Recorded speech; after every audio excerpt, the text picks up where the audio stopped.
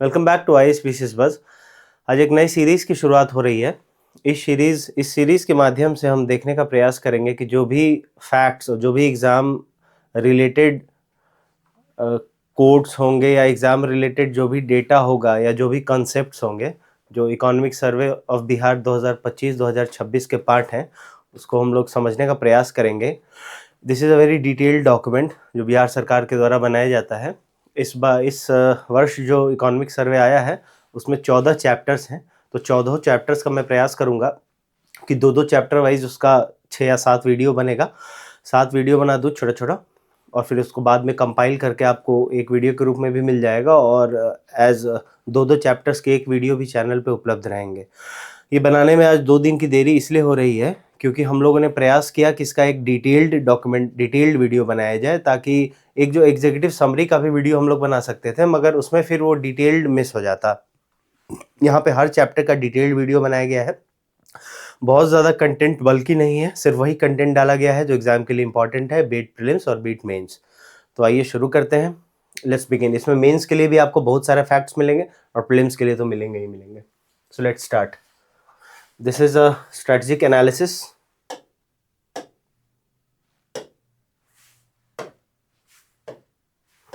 A strategic analysis of resilience, structural transformation and inclusive growth. The Economic Survey 2025-2026. Now what is the executive summary?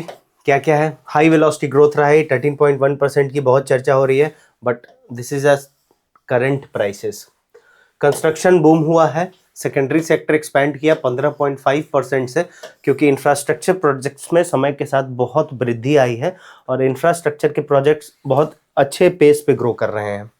Then there is the productivity paradox. Agriculture में 54 लोग agriculture में काम करते हैं, मगर वो मात्र 18.3% कंट्रीब्यूट करते हैं आउटपुट में। पटना का जो पर कैपिटा इनकम है वो 1.31 लाख है पर कैपिटा, और ये ऑलमोस्ट 6 टाइम्स है द पुअरेस्ट डिस्ट्रिक्ट। मतलब पटना का जो कैपिटल है वो 6x रहेगा पुअरेस्ट डिस्ट्रिक्ट के। तो ये एक तरीके का गैप दिखाता है, कितना गैप है हमारे यहाँ पटना में और बाकी के डिस्ट्रिक्ट्स में।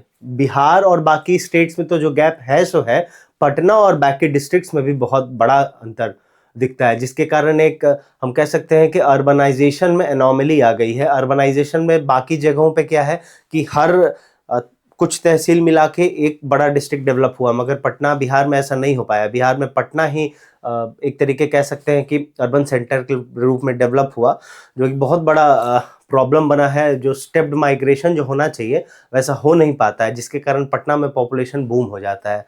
उसकी आगे बात करेंगे हम लोग। Now the growth engine outpacing the national average. National average से हमारा 3% से ज़्यादा का अंतर रहा है। इंडिया का 9.8% रहा है, बिहार का 13.1% रहा है। ये कर्व है। ये कर्व सबसे इंपॉर्टेंट ये है कि अगर क्वेश्चन आ जाता है प्री में कि भाई पिछले 5 सालों से बिहार का ग्रोथ है वो राइजिंग है, या पिछले 5 सालों से बिहार का ग्रोथ घट रहा है, मगर ऐसा नहीं है, बढ़ रहा है, घट रहा है, बढ़ रहा है, तो इस तरीके से हो रहा है। तो ये कर्व जो है ये आपके लिए बहुत इंपॉर्टेंट है, और ये आप मेंस में भी बना सकते हैं। अगर रिसोर्सेस के रिलेटेड क्वेश्चन आता है या रेवेन्यू से रिलेटेड क्वेश्चन आता है तो ये कर्व आप एग्जाम में बना सकते हैं। डिस्पाइट ग्लोबल हेडविंड्स, बिहार का जो इकोनॉमिक ग्रोथ है 3 परसेंटेज पॉइंट ऊपर है इंडिया के मुकाबले। कांस्टेंट प्राइसेस पे भी बिहार का ग्रोथ 8.5% है और इंडिया का 6.5%। ये दिखाता है कि नियरली इकोनॉमी जो है बिहार की वो डबल हुई है पिछले 5 वर्षों में।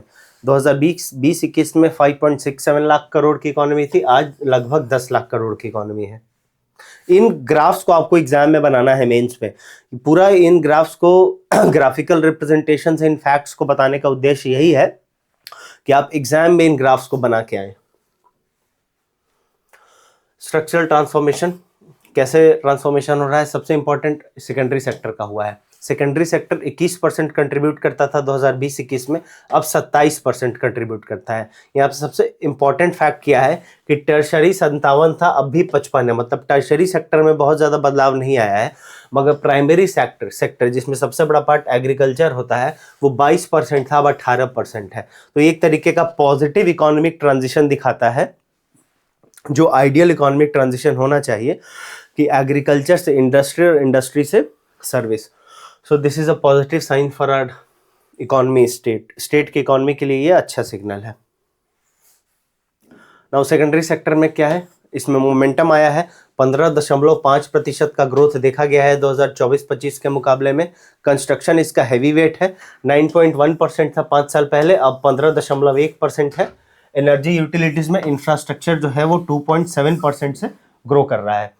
एक बात इंपॉर्टेंट है, अगर इंफ्रास्ट्रक्चर से रिलेटेड क्वेश्चन आता है या फिर इंडस्ट्रियल ग्रोथ से रिलेटेड क्वेश्चन आता है, सेकेंडरी सेक्टर के ग्रोथ से रिलेटेड क्वेश्चन आता है, तो आपको ये सब डेटा मेंस में, इंट्रो में, कंक्लूजन में, चाहे बॉडी में कहीं पे ग्राफ के माध्यम से जरूर दिखाना है। इसलिए ये सारा डेटा जो भी इस लेक्चर में है उसको आपको मगअप कर लेना है। This is very important and try to practice it in answer writing. जो भी आप जहां भी टेस्ट दे रहे हैं, जो भी आंसर लिख रहे हैं अभी 71वीं मेंस के लिए, इस सारे डेटा को अपने आंसर राइटिंग में जरूर निकालिए। Now the tertiary sector, this has been the bedrock of our economy। Gross state value added में देख लीजिए किसका कितना कंट्रीब्यूशन है।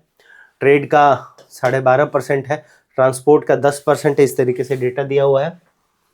नाउ सर्विसेज ये 54.8% टोटल इकोनॉमी का है, डोमिनेंस इसका बरकरार है। नाउ द प्राइमरी सेक्टर, ये थोड़ा सा वोलाटाइल है। टोटल प्राइमरी सेक्टर 18% कंट्रीब्यूट करता है ग्रोथ में, जिसमें क्रॉप्स 9% है। लाइफ स्टॉक का शेयर जो है समय के साथ गिर गया है, लाइफ स्टॉक 5.8% है और फिशरीज 3.2% है। एग्रीकल्चर सबसे ज़्यादा वोलेटाइल कंपोनेंट है, क्योंकि ये मोर और लेस हम जानते हैं कि हमारे यहाँ एग्रीकल्चर में इरिगेशन का सुविधा सीमित है and it is rain fade. कभी भी एग्रीकल्चर का कुछ सवाल आता है जिसमें एग्रीकल्चर का प्रॉब्लम पूछ रहा है, तो this is one of the classic problems of Indian agriculture and Bihar agriculture to be precise. Investment का ट्रेंड क्या है, 2020-21 से ये बढ़ रहा था, लेकिन मैक्सिमम रहा 2023-24 में, और 2023-24 से इसमें 2024-25 तक घट गया है, मगर ओवरऑल इंक्रीज है 3.5% का। Now gross fixed capital formation भी देख सकते हैं, ये नियरली पिछले 5 सालों में डबल हो गया है। ये सब आपको जरूर लिखना है मेंस में। नाउ लेबर पैराडॉक्स देख लीजिए, ये लोग प्रोडक्टिविटी ट्रैप है बेसिकली। प्राइमरी सेक्टर में क्या है, 55% लोग काम कर रहे हैं, प्रोडक्टिविटी 19% है। सेकेंडरी सेक्टर ठीक है, 23% प्रोडक्टिविटी है, मतलब 26% प्रोडक्टिविटी है, 23% लोग काम कर रहे हैं। और this is the high value job creation, जहाँ पे 22% लोग काम करते हैं और प्रोडक्टिविटी ओवरऑल सर्विसेज सेक्टर की 55% है। More than half of the population is compensating for less than 1/5 of the economic pie. ये बेसिकली डिस्पैरिटी क्रिएट करता है हमारे समाज में। नाउ पर कैपिटा इनकम में देख लीजिए, CAGR ऑफ 9.5% पिछले कुछ वर्षों में। बिहार का पर कैपिटा इनकम 76,000, तो हरियाणा का 3,25,000, ये इस स्तर का हमारे यहाँ गैप है। Now Bihar per capita income has risen from 46,000 to 76,000 4 सालों में। However the base remains low, रफली 1/3 of the national average, requiring sustained double digit growth convergence. लगातार अगर डबल डिजिट जब हमारा ग्रोथ होगा तो हम कुछ हद तक इंडियन एवरेज के पास पहुंच पाएंगे, और इंडिया में जो अग्रणी स्टेट्स है वहां तक पहुंचने में अभी हमें टाइम लगेगा। हमें लगातार 12% से 15% तक ग्रो करना होगा, तब हम वहां तक पहुंच सकते हैं। देख सकते हैं आप, 76,000 रुपया बिहार में प्रति व्यक्ति आया है और हरियाणा में 3,25,000 रुपया आया है। This is huge. Next, the inflation divergence, rural urban split. एक यूनिक इकोनॉमिक एनोमली देखा गया है कि रूरल जो बास्केट्स हैं दे आर बिकमिंग चीपर, मतलब वहाँ पे डिफ्लेशन देखा जा रहा है, और जो अर्बन एरियाज में है वहाँ पे माइल्ड इन्फ्लेशन देखा जा रहा है। तो ओवरऑल बिहार का जो प्राइस प्रेशर है significantly lower than the national average.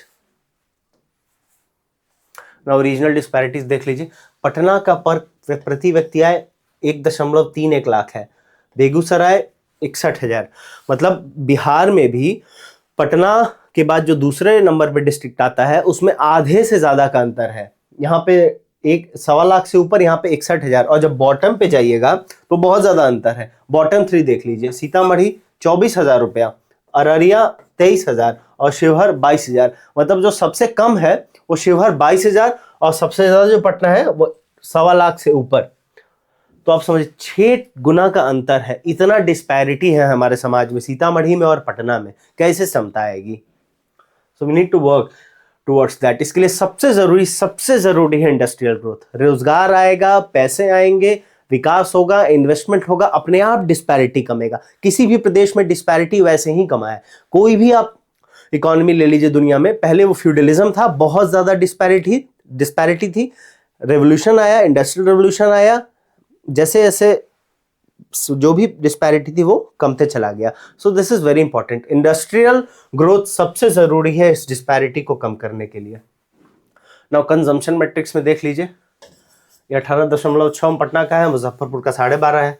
तो 3 गुना का यहाँ भी कंजम्पशन गैप है, रूरल में और डिस्ट्रिक्ट्स में और पटना में। शिवहर जो सबसे बॉटम पे है 6.1 है, पटना का वैल्यू 18.6 है। तो यहाँ पे भी 3 गुना का गैप है।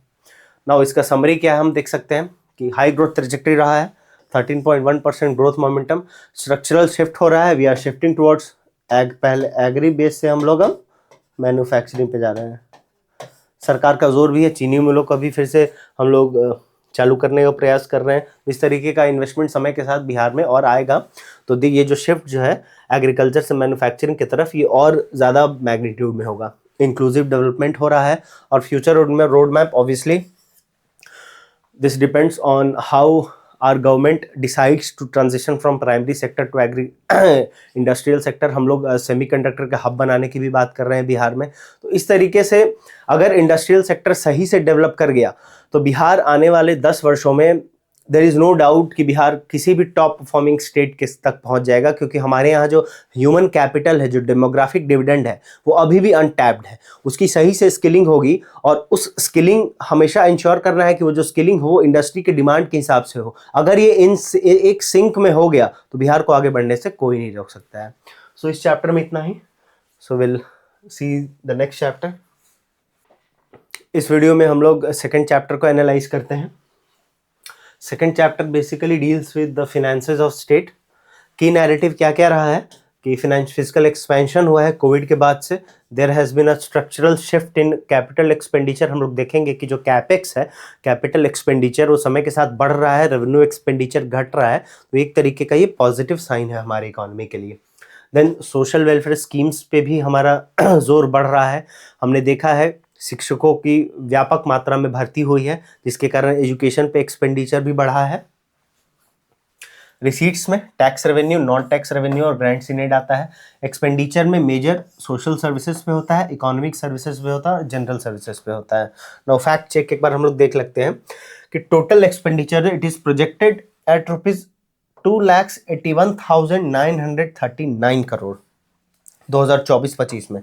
ये सब्सटैंशियल इंक्रीज है 1,65,696 करोड़ जो 2020-21 में था। नाउ कैपिटल एक्सपेंडिचर का शेयर है वो टोटल एक्सपेंडिचर में 15.8% जो 2020-21 था, वहां से बढ़ के 22.3% हो गया है 2024-25 में। तो ये लॉन्ग टर्म इन्वेस्टमेंट पे हमारा जोर दिखाता है। और जो रेवेन्यू एक्सपेंडिचर है, रेवेन्यू एक्सपेंडिचर 84.2% से घट के 77.7% हो गया है पिछले 4 से 5 सालों में। रेवेन्यू रिसीट्स का ट्रेंड देख लेते हैं। ये भी ट्रेंड दिखाता है बढ़ा घटा बढ़ा, और लगातार फिर 2021-22 से ये एक बार घटने के बाद 22-23 से 23-24 तक और 23-24 से 24-25 तक बढ़ा है अभी 13.1%। 2000 कोविड-19 के शॉक के बाद रेवेन्यू रिसीट्स में भी बहुत शॉक हुआ था, अचानक डिप हुआ। अभी इट हैज़ स्टेबलाइज्ड एट 13.1%, जिससे कि हाई ग्रोथ पाथ दिख रहा है। अब प्रीलिम्स के लिए क्या फैक्ट इंपॉर्टेंट है कि टोटल रिसीट्स क्या है 2,18,658 करोड़, और हाईएस्ट ग्रोथ ईयर जो था वो 2021-2022 था। यहाँ पे इंपॉर्टेंट है ये याद रखना कि अगर सवाल आता है कि 2020-21 से लगातार अभी घट रहा है, तो नहीं घट रहा है। सबसे हाईएस्ट ग्रोथ ये 2024-25 में था, तो नहीं 2021-22 में था। दिस इज वेरी इंपॉर्टेंट, इसको याद रखना ही अगले प्रीलिम्स में भी बहुत रेलेवेंट रहेगा। फिजिकल सेल्फ रिलायंस पे हमारा जोर है। रेवेन्यू रिसीट्स का हम कंपैरिजन देखेंगे 2020-21 और 2024-25 में। यहाँ पे सबसे इंपॉर्टेंट क्या है कि टैक्स रेवेन्यू यहाँ पे 70% था, यहाँ पे 84% हो चुका है। This is a very good sign. Key takeaway क्या है कि reliance on taxation has surge, बढ़ चुका है जैसे मैंने बताया, और in the state of general grants net वो नियरली आधा हो चुका है। तो this creates for a push towards better tax administration. यहाँ पे हम लोग एक टर्म यूज कर सकते हैं मेंस के कंक्लूजन में, tax terrorism to tax administration.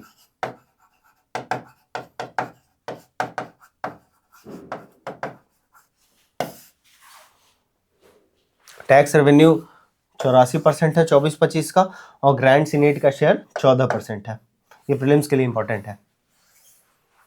Now state का ओन टैक्स रेवेन्यू SOTR ये देख लेते हैं। सबसे ज़्यादा GST का शेयर SOTR में 57% था 2023-24 में, जो कि फिर से थोड़ा सा घट के 54% पे आ गया है। SGST देख लीजिए 29,000 करोड़ इसका कंट्रीब्यूशन है। This ranks first in total contributors to the state's economy. Sales tax VAT का 10,000 करोड़ है। देन स्टैंप रजिस्ट्रेशन का लगभग 8,000 करोड़ है। व्हीकल्स का RTO जो आता है वो लगभग 3600 करोड़ है। इसका प्रीलिम्स का फैक्ट देख लीजिए। Largest component SGST 54%, electricity duty का शेयर 1.1% है, और land revenue share minimal. Now non tax revenue और कलेक्शन एफिशिएंसी देख लेते हैं। माइनिंग सेक्टर बूम किया है। यहाँ पे हम देख सकते हैं कि revenue from mining and metallurgical industries has almost doubled in 4 years। Cost of collection देख रहे हैं। प्रीलिम्स के लिए क्या इंपॉर्टेंट है कि टॉप नॉन टैक्स सोर्स जो है, टैक्स सोर्स में तो हम लोग ने देख लिया कि GST है, नॉन टैक्स सोर्स में क्या इंपॉर्टेंट है, माइनिंग और metallurgical industries. It has almost doubled in last 4 years। Then mining revenue में देख लीजिए 24-25 में 3536 करोड़ आया है पिछले वित्तीय वर्ष में। Now expenditure strategy, shift to asset creation. Quality of expenditure जो है वो बढ़ रहा है। What is this? ये क्वालिटी ऑफ एक्सपेंडिचर होता क्या है कि अगर हम लोग जो खर्चा कर रहे हैं उससे कुछ एसेट क्रिएट हो रहा है, तो कहेंगे वो गुड क्वालिटी एक्सपेंडिचर है, जिससे कि आगे स्ट्रीम ऑफ बेनिफिट्स मिलेंगे हम लोगों को। That is called capital. Capital का डेफिनेशन ही वही है, which helps us to derive future stream of benefits. Capital से हम लोग यूजुअली मतलब मशीन समझते हैं या पैसा समझते हैं, मगर टेक्निकली इकोनॉमिक्स में इसका डेफिनेशन ये नहीं होता। इकोनॉमिक्स में कैपिटल का डेफिनेशन होता है कि anything which derives future stream of benefits, जिससे हम लोगों को आगे फायदा होगा। तो अगर मशीन लगाते हैं तो उससे आगे हम लोग प्रोडक्ट बनाते हैं, अगर हम लोग कहीं पे पैसा लगा रहे हैं तो उससे और आगे हम पैसा बनाएंगे, तो उस कैपिटल का वो डेफिनेशन होता है। तो जब कैपिटल एक्सपेंडिचर बढ़ता है तो वो गुड क्वालिटी एक्सपेंडिचर हुआ। तो वही दिखाता है कि क्वालिटी ऑफ एक्सपेंडिचर जो है वो इंप्रूव हुआ है। जैसे 2020-21 में कैपेक्स था जो कैपिटल एक्सपेंडिचर 15.8%, और ये 6.5% बढ़ के अब 22.3% हो गया है। अगर इस तरीके का कुछ भी सवाल आता है तो आप इस तरीके से ही फोटो बनाइएगा।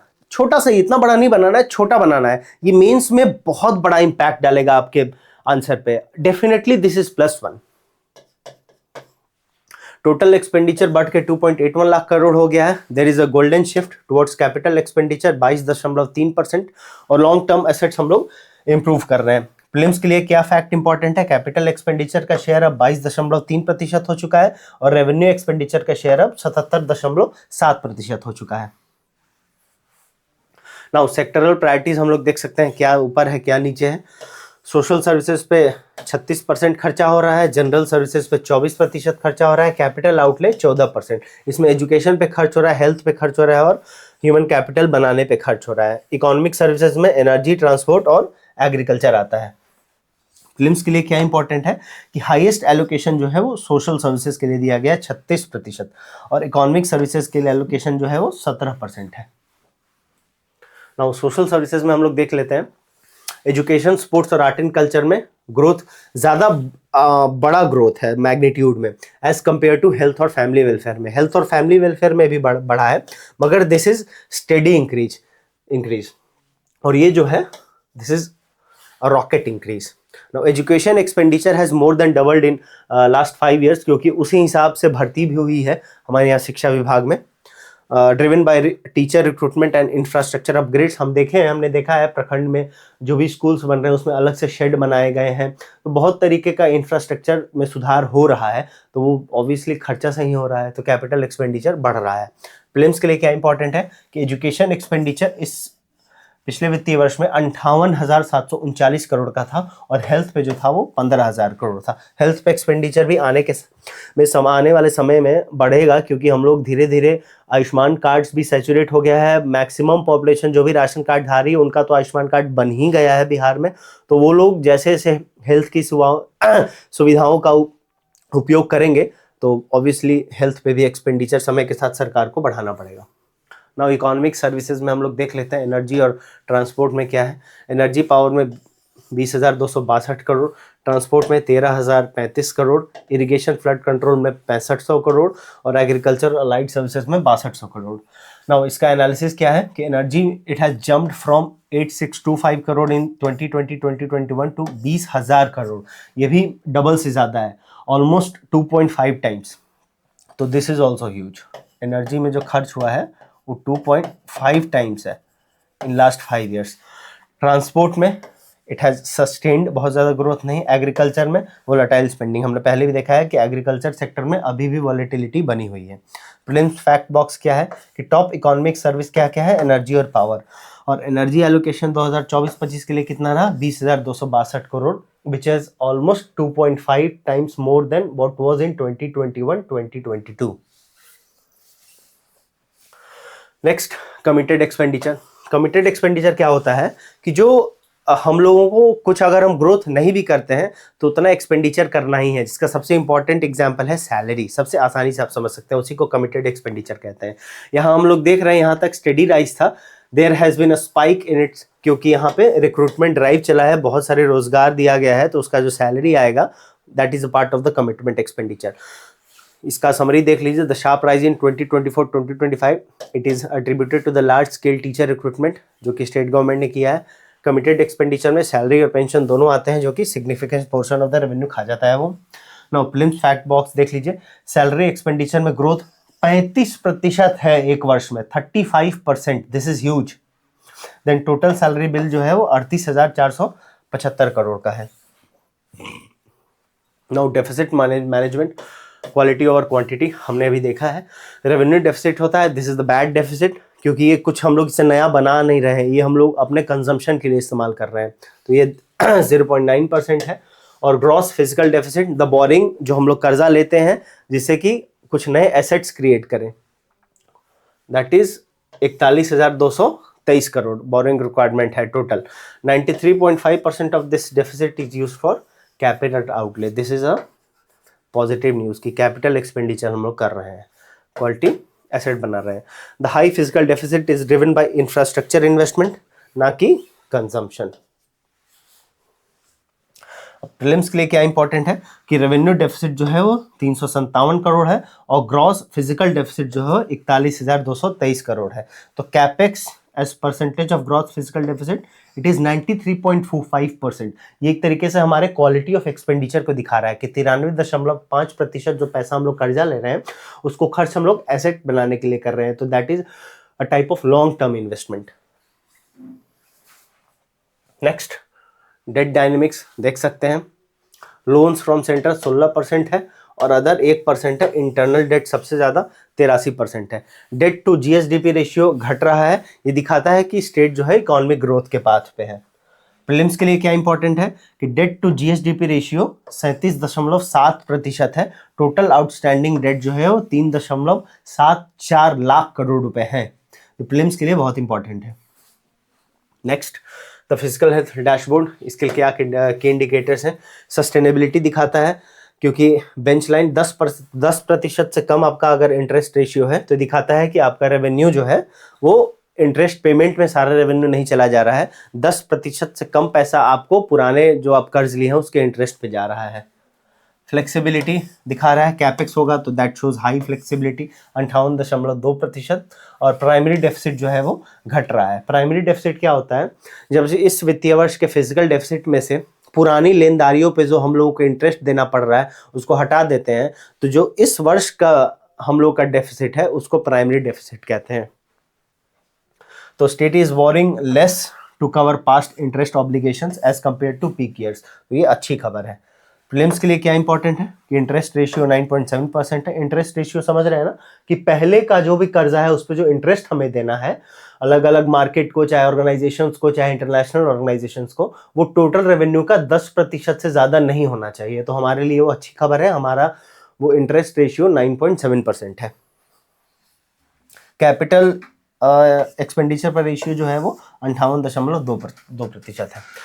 Regional disparity, this is one of the major issues emerging in Bihar. Bihar में पहले रीजनल डिस्पैरिटी इस तरीके से थी कि बिहार का एज एन एंटायर रीजन कम डेवलप्ड था as compare to other regions. Even जो बीमारू स्टेट्स थे उसमें भी समय के साथ जो प्रगति उत्तर प्रदेश, मध्य प्रदेश और राजस्थान में हुई उस तरीके की प्रगति बिहार में नहीं हो पाई। मगर एक नया डायनेमिक्स अभी इमर्ज कर रहा है कि बिहार के अंदर ही रीजनल डिस्पैरिटी हो रही है, और भी छोटा मोटा रीजनल डिस्पैरिटी नहीं है।